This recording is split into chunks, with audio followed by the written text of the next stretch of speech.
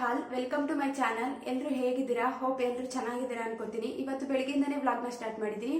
ನಾನು weight loss ಮಾಡಬೇಕಾದ್ರೆ ಯಾವ ಥರ ಡೈಲಿ ರುಟೀನ್ ನಾನು ಸ್ಟಾರ್ಟ್ ಆಗ್ತಿತ್ತು, ಬೆಳಗ್ಗೆ ಟೈಮ್ ಯಾವ ಥರ ಡ್ರಿಂಕ್ಸ್ನ ಕುಡಿತಿದ್ದೆ, ಮತ್ತು ಅಡುಗೆನೆಲ್ಲ ಯಾವ ಥರ ಮಾಡ್ಕೋತಿದ್ದೆ ಎಲ್ಲನೂ ನಿಮ್ಮ ಜೊತೆ ಶೇರ್ ಮಾಡ್ಕೋತೀನಿ. ಏನಾದರೂ ಈ ಟಾಪಿಕ್ ನಿಮ್ಗೆ ಇಷ್ಟ ಆದರೆ ಸಬ್ಸ್ಕ್ರೈಬ್ ಮಾಡ್ಕೊಳ್ಳಿ, ಲೈಕ್ ಮಾಡಿ, ಶೇರ್ ಮಾಡಿ.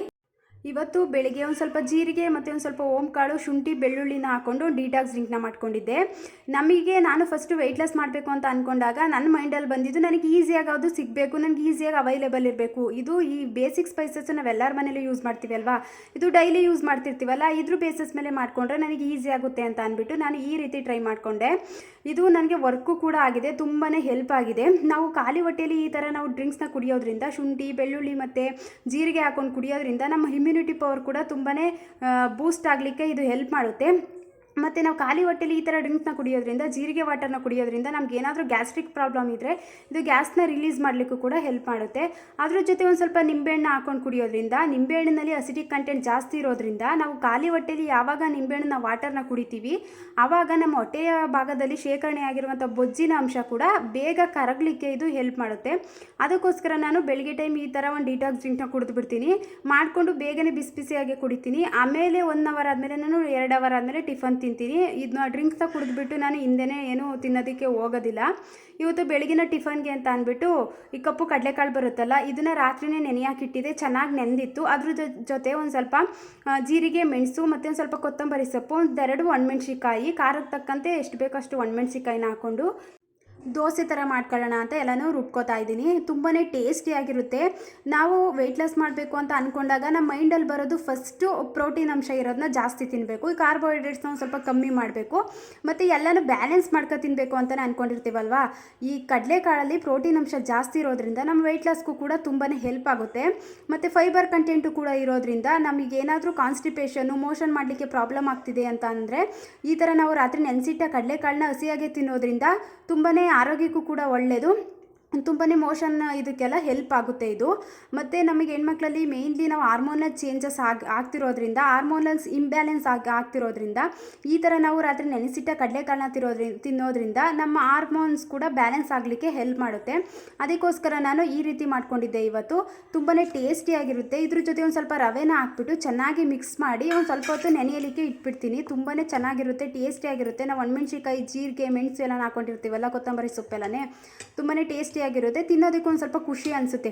ನಾವು ವೆಯ್ಟ್ ಲಾಸ್ ಮಾಡ್ತಿದ್ದೀವಿ ಅಂದಾಗ ನಾವು ಊಟ ಒಂದಿನ ತಿಂತೀವಿ, 2 ದಿನ ತಿಂತೀವಿ, ಯಾರಪ್ಪ ಈ ಥರ ಊಟ ತಿಂತಾರೆ, ಒಂದು ಸ್ವಲ್ಪ ಟೇಸ್ಟೇ ಇಲ್ವಲ್ಲ ಅಂತ ಬೇಜಾರೇ ಆಗಿಬಿಡುತ್ತೆ. ಊಟ ತಿನ್ನಬೇಕು ಅಂತಲೇ ಅನ್ಸೋದಿಲ್ಲ. ರುಚಿಯಾಗಿ ಒಂದು ಸ್ವಲ್ಪ ಈ ಥರ ಎಲ್ಲ ಮಾಡಿಕೊಂಡ್ರೆ ಈಸಿ ಆಗುತ್ತೆ. ಅದ್ರ ಜೊತೆ ಇವತ್ತು ಪಲ್ಯಕ್ಕೆ ನಾನು ನಮ್ಮನೆ ಗಣಕೆ ಸೊಪ್ಪಿತ್ತು, ಇದನ್ನು ನಮ್ಮ ಕಡೆ ಗಣಕೆ ಸೊಪ್ಪು ಅಂತ ಅಂತೀವಿ. ಈ ಗಣಕೆ ಸೊಪ್ಪು ಮತ್ತು ಅದ್ರ ಜೊತೆ ಮೊಟ್ಟೆನ ಹಾಕ್ಕೊಂಡು ಪಲ್ಯ ಮಾಡ್ಕೊಳ್ಳೋಣ ಅಂತ ಅಂದ್ಬಿಟ್ಟು ಈರುಳ್ಳಿ, ಟೊಮೆಟೊ ಎಲ್ಲನೂ ಕಟ್ ಮಾಡ್ಕೊತಾ ಇದ್ದೀನಿ. ಈ ಗ್ರೀನ್ ವೆಜಿಟೇಬಲ್ಸ್ ಎಲ್ಲ ಆರೋಗ್ಯಕ್ಕೂ ಒಳ್ಳೆಯದಲ್ವಾ. ಈ ಗ್ರೀನ್ ವೆಜಿಟೇಬಲ್ಸು ಮತ್ತು ಸೊಪ್ಪುಗಳು ಇದೆಲ್ಲ ತುಂಬಾ ವೆಯ್ಟ್ ಲಾಸ್ ಮಾಡಲಿಕ್ಕೆ ಹೆಲ್ಪ್ ಆಗುತ್ತೆ.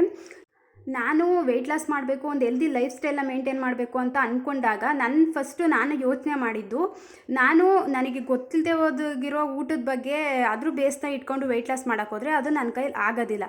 ಯಾಕಂದರೆ ಒಂದಿನ ಇಷ್ಟ ಆಗುತ್ತೆ, 2 ದಿನ ಇಷ್ಟ ಆಗುತ್ತೆ, ಆ ಖುಷೀಲಿ ವೆಯ್ಟ್ ಲಾಸ್ ಮಾಡಬೇಕು ಅನ್ನೋ ಖುಷೀಲಿ ಸ್ಟಾರ್ಟ್ ಮಾಡಿಬಿಡ್ತೀವಿ.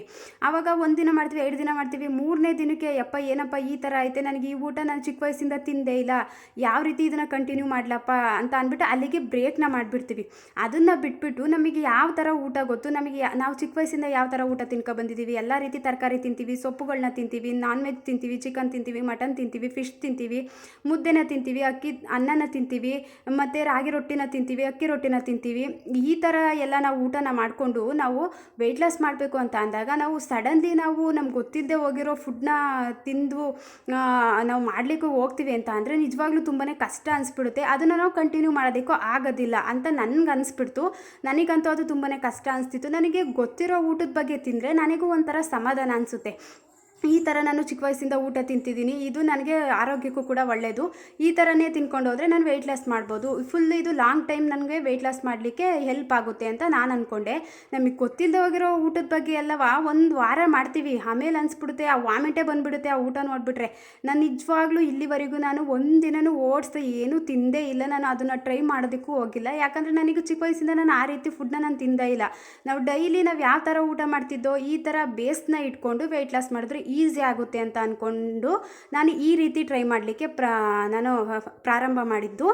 ತುಂಬಾ ಹೆಲ್ಪ್ ಆಗಿದೆ. ನನಗೂ ಸಮಾಧಾನ ಅನಿಸುತ್ತೆ. ನಾವೇನೋ ವೆಯ್ಟ್ ಲಾಸ್ ಮಾಡ್ತಿದ್ದೀವಿ ಅಂದರೆ ಏನೋ ಒಂಥರ ಜಿಗುಪ್ಸೆ ಬಂದಂಗೆ, ಅಯ್ಯೋ ಯಾರಪ್ಪ ತಿಂತಾರೆ, ಯಾರು ತಿಂತಾರೆ ಊಟನ ಅಂದ್ಕೊಳ್ಳೋ ಬದಲು ನಾವು ಡೈಲಿ ಯಾವ ರೀತಿ ಊಟ ತಿಂತಿರ್ತೀವಿ ಅದರಲ್ಲಿ ಒಂದು ಸ್ವಲ್ಪ ಕ್ವಾಂಟಿಟಿಯಲ್ಲಿ ತಿಂದ್ಕೊಂಡು, ನಾವು ವೆಯ್ಟ್ ಲಾಸ್ ಮಾಡಲಿಲ್ಲ ಅಂದಾಗ ಜಾಸ್ತಿ ತಿಂದ್ಬಿಡ್ತೀವಲ್ಲ, ಅದನ್ನು ಬಿಟ್ಬಿಟ್ಟು ನಮಗೆ ನಮ್ಮ ಬಾಡಿಗೆ ಎಷ್ಟು ಬೇಕು, ನಾವು ಎಷ್ಟು ಬೇಕೋ ಅಷ್ಟನ್ನ ತಿಂದರೆ ನಮ್ಮ ಬಾಡಿ ಅದನ್ನು ಕರಗಿಸೋದಕ್ಕೆ ಹೆಲ್ಪ್ ಆಗುತ್ತೆ.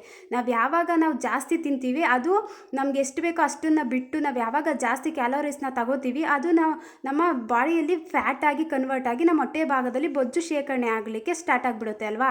ಇದನ್ನೆಲ್ಲ ಅಂದ್ಕೊಂಡು ನನ್ನ ಮೈಂಡಲ್ಲಿ ನಾನು ಯಾವ ರೀತಿ ಊಟ ಮಾಡ್ತಿದ್ದೀನಿ, ನನಗೆ ಯಾವ ರೀತಿ ಊಟ ಮಾಡಿದ್ರೆ ನನಗೆ ಈಸಿ ಆಗುತ್ತೆ, ನನಗೆ ವೆಯ್ಟ್ ಲಾಸ್ನ ಕಂಟಿನ್ಯೂ ಮಾಡೋದಕ್ಕೆ ಹೆಲ್ಪ್ ಆಗುತ್ತೆ ಅಂತ ಮೈಂಡ್ನ ಇಟ್ಕೊಂಡು ನಾನು ಈ ರೀತಿ ಸ್ಟಾರ್ಟ್ ಮಾಡಿದ್ದು. ನನಗೆ ಗೊತ್ತಿರೋ ಊಟದ ಬಗ್ಗೆ, ನನಗೆ ಗೊತ್ತಿರೋ ಸೊಪ್ಪು ತರಕಾರಿ ಬಗ್ಗೆ ಮಾಡಿದ್ರೆ ಈಸಿ ಆಗುತ್ತೆ, ಇದೇ ರೀತಿ ಮಾಡ್ಕೊಂಡು ಹೋದರೆ ನನಗೂ ಹೆಲ್ಪ್ ಆಗುತ್ತೆ ಅಂತ ಸ್ಟಾರ್ಟ್ ಮಾಡಿದ್ದು. ನಾನು ವೆಯ್ಟ್ ಲಾಸ್ ಮಾಡಬೇಕು ಅಂದಾಗ ಒಂದು ಸ್ವಲ್ಪ ಆಯಿಲ್ನ ಕಮ್ಮಿ ಮಾಡಿಕೊಂಡು, ಇವಾಗ ಒಂದು ಸ್ವಲ್ಪ ಆಯಿಲ್ನ ಜಾಸ್ತಿ ತಿಂತಿದ್ದೆ ಮೊದಲು, ಅದನ್ನು ಒಂದು ಸ್ವಲ್ಪ ಕಮ್ಮಿ ಮಾಡ್ಕೊಳ್ಳೋಣ, ಒಂದು ಸ್ವಲ್ಪ ಸೊಪ್ಪು ತರಕಾರಿನ ಕಮ್ಮಿ ತಿಂತಿದ್ದೆ ಅದನ್ನು ಜಾಸ್ತಿ ಮಾಡ್ಕೊಳ್ಳೋಣ, ಹಣ್ಣುಗಳೆಲ್ಲ ತಿನ್ನೋಣ. ನನಗೂ ಏನೋ ಒಂಥರ ಖುಷಿ ಅನಿಸುತ್ತೆ, ಜಾಸ್ತಿ ಹಣ್ಣುಗಳು ಮತ್ತು ತರಕಾರಿ ಸೊಪ್ಪು ಈ ಥರ ಮಾಡಿಕೊಂಡು ಬ್ಯಾಲೆನ್ಸ್ ಮಾಡ್ಕೊಂಡು ಹೋಗ್ತಿದ್ರೆ ಒಂದು ಸ್ವಲ್ಪ ಕ್ವಾಂಟಿಟಿಯಲ್ಲಿ ಅನ್ನ ತಿನ್ನಬೇಕು, ಒಂದು ಸ್ವಲ್ಪ ಮುದ್ದೆ ತಿನ್ನಬೇಕು, ರೊಟ್ಟಿ ಚಪಾತಿ ಈ ಥರ ಎಲ್ಲ ತಿನ್ಕೊಂಡು ಹೋದರೆ ನನಗೆ ಈಸಿ ಆಗುತ್ತೆ, ನನಗೂ ಮನಸ್ಸಿಗೆ ಸಮಾಧಾನ ಅನಿಸುತ್ತೆ.